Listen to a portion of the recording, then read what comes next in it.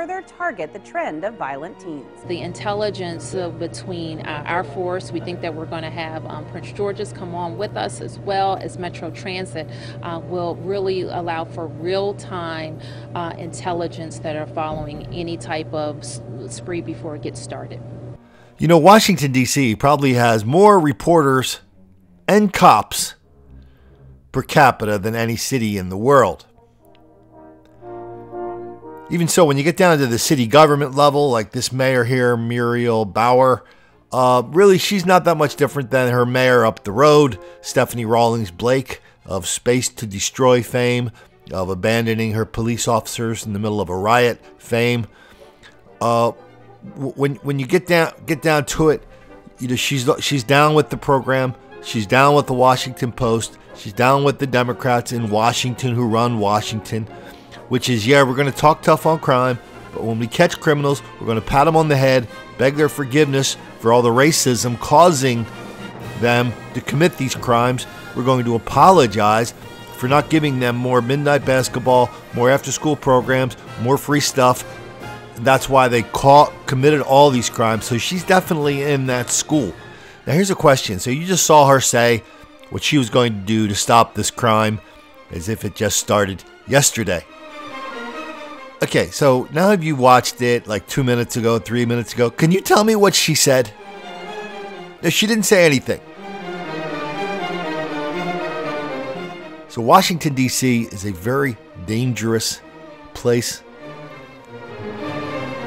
And by dangerous, I mean if you can go to one part of town, and if you have to park your car 2 blocks away, that means you're in a whole different part of town.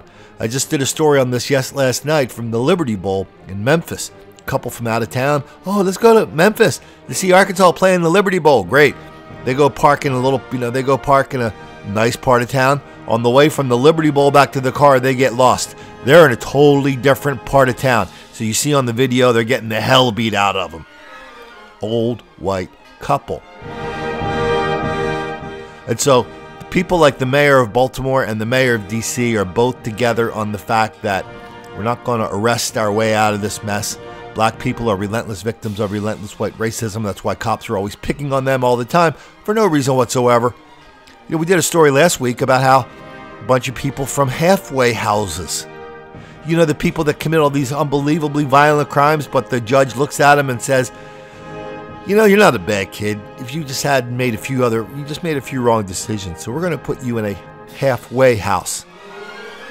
These people are out there committing unbelievable acts of violence.